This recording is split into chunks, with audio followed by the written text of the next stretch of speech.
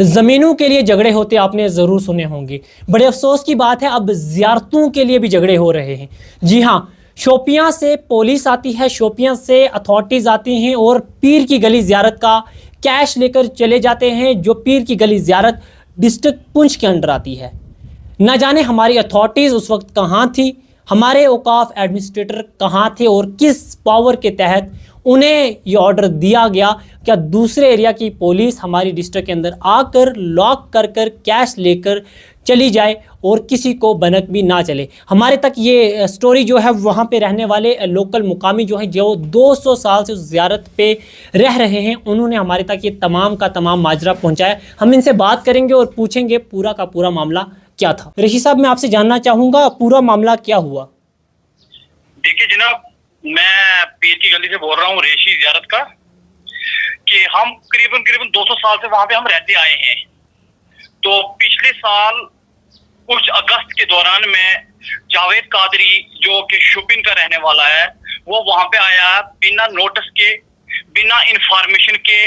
वहाँ पे कुछ आदमी साथ में रखकर, कोई गुंडा पार्टी को ट्रक चलाने वाले 2 लड़के हैं, एक का नाम जहांगीर अहमद है, एक का नाम है मुझपर सरपंच है वो बुरे हाल उनका। उन लड़कों को साथ में लेकर हमें पुलिस की हिरासत में लेकर, एसएचओ जो था वहां पे, उसकी हिरासत में लेकर, हमारे 16 आदमी को हिरासत में लेकर हमें वहां से निकाला गया।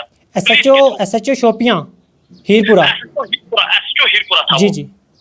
हाँ, उसने क्या किया कि वो डीएसपी शोपियां जावेद अहमद उसका नाम है, उसने क्या किया कि हमें वहां से हिरासत में करके हमारे छोटे छोटे लड़कों को उठाकर थाने में डाल दिया। तो हमें वहां से निकाला दिया। हमारे पास कोई नोटिस नहीं है, कोई कुछ नहीं है। दूसरी बात यह है कि जो ज़ियारत हमारी है, ये नोटिफाई अभी वक्फ में नहीं है, और हमने ऊपरी सतह तक भी इसकी कंफर्म कर चुके हैं कि ये सतह अभी वक्फ नहीं, हमने में जो सुना ये कहा गया है कि 2016 का कोई ऑर्डर था जिसके तहत जो है वक्फ की जानिब इस ज़ियारत को वक्फ के अंडर करने का ऑर्डर दिया गया था 2016 में, ऐसा कुछ था क्या? देखो जी, अगर 2016 में उन्होंने वक्फ में नोटिफाई अगर की है तो आज 2025 चल रहा है, 2014 में, 2024 में वो आए हैं हमारे पास। क्या तब से लेकर 2016 से लेकर 2024 तक ये कहाँ पे थे? नहीं, ये ज़ियारत जो है पुंछ के इलाके में आती है या शोपियां के इलाके में आती है? देखो जी, ये ज़ियारत डिस्ट्रिक्ट पुंछ में है। ये 5 कनाल 19 मरले डिस्ट्रिक्ट पुंछ में ये रेवेन्यू रिकॉर्ड में है। और उसके बाद की हमारे पास जो भी रिकॉर्ड जितने भी हैं ज़ियारत के, हमारे पास मौजूद हैं as a record, revenue record के। तो अभी जो आप मौजूदा कैश के रिलेटेड डिस्कस कर रहे थे, क्या कैश जो है औकाफ वहाँ की लेकर चली गई, वो क्या मामला था? देखो जी, जब से हमारी ये रोड निकल रही है, इस साल रोड जो खुली है, तब से लेकर आज तक ये लंगर सिस्टम हम चलाते आए हैं वहाँ पे। और सेफ जो कि ताला उन्होंने मारा है, वक्फ वालों ने आकर वहाँ पे वक्फ नहीं थे। वो एक जहांगीर है, पुलिस स्टेशन के सामने, हीरपुरा पुलिस स्टेशन के सामने एलपी ट्रक चलाता है, वो ड्राइवर है। वो जावेद कादिर ने आगे से रखा हुआ है इस्तेमाल करके वहाँ पे आकर, वहाँ पे एक एसआई है, उसका नाम है फरोज एसआई ने आकर ताला मारा सेफ को, तो हमारे ताले खुलवाए, अपने ताला का सेफ मरवाया, और हमें वहां पे बोला कि निजी फैसले तक ये सेफ नहीं खुलेगा। और कल सुबह 8:30 बजे आए, और वही फरोज एसआई और वही जहांगीर अहमद शेख, सन ऑफ गुलाम मोहम्मद शेख, जो हीरपुरा थाने के सामने गेट के फ्रंट में रहता है, वही आदमी आए कल। वक्फ का कोई आदमी नहीं था, ये 2 आदमी आए वहां पे कल, पैसा वहां से सेफ खोल के पैसा निकाल के चले गए हैं। मैं आपसे जानना चाहूँगा, क्या यहाँ की जो पुलिस है या बाकी दीगर एडमिनिस्ट्रेशन है, क्या उसकी नज़र में ये बातें नहीं थी? क्या दूसरी डिस्ट्रिक्ट से पुलिस और एडमिनिस्ट्रेशन आ रही है हमारी डिस्ट्रिक्ट में?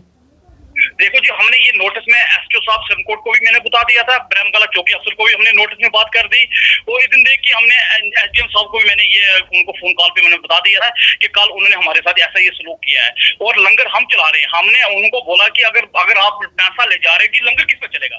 मेरे पास इस टाइम कम से कम 2.25 लाख रुपया कि जो दुकानदार के पास जो हम हजारा सामान उठा रहे हैं, वो लंगर चला रहे हैं हम। कैश कितना था अप्रोक्सीमेटली? कोई आपको इस बारे में कुछ जानकारी है? कैश कितना था जो लेके गए हैं वो? देखो जी, यहाँ पे करीबन 10 दिन का वहाँ पे ये सेफ बंद था, 10 दिन से। तो अच्छा। 10 दिन का 3-4 लाख रुपया तो हो गई ऑलरेडी इसमें। 10 दिन से पहला जो पैसा था वो भी वही लेके गए? वही लेके गए हैं। हमने उनको बोला था कि भाई अगर लंगर हम चला रहे हैं तो हम लंगर का पैसा कहाँ से लाए, कम से कम हमें लंगर के लिए तो पैसा दो।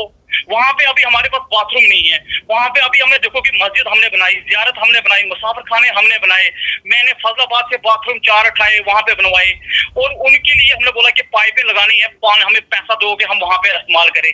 वो पैसा तक भी वहाँ पे 1 रुपया भी हमने उन्हें अभी तक नहीं दिया है। बहुत बहुत शुक्रिया। तो नाज़रीन, ये आप देख सकते हो, ये हमारे डिस्ट्रिक्ट में चल रहा है सिस्टम। आज तक ज़मीनों के लिए झगड़े होते थे, लेकिन बड़े अफसोस की बात है अब ज़ियारतों पे जो है वो भी झगड़े हो रहे हैं, मज़ारों पे भी झगड़े हो रहे हैं।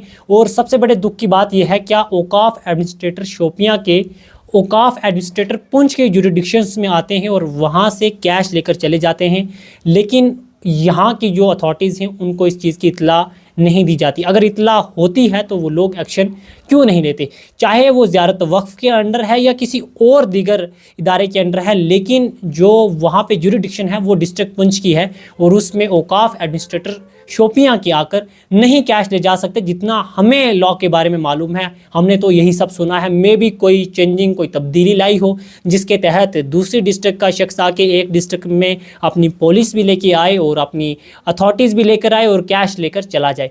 आप तमाम का तमाम सिनेरियो आपने खुद सुना। ये वो फैमिली है जिनका कहना है कि 200 साल से ये उस ज़ियारत की जो है पैरवी कर रहे हैं। ये पीर की गली, वो मशहूर ज़ियारत जिस पे तमाम लोग जाते हैं, जब भी श्रीनगर का दौरा करते हैं तो यहाँ पे तमाम लोग रुकते हैं एक बार इस ज़ियारत पे, क्योंकि एक मशहूर टूरिस्ट प्लेस के नाम पे ये मानी जाती है। बने रहे हमारे साथ मज़ीद अपडेट्स के लिए द रिवाइज इंडिया पे। तब तक के लिए खुदा हाफिज़।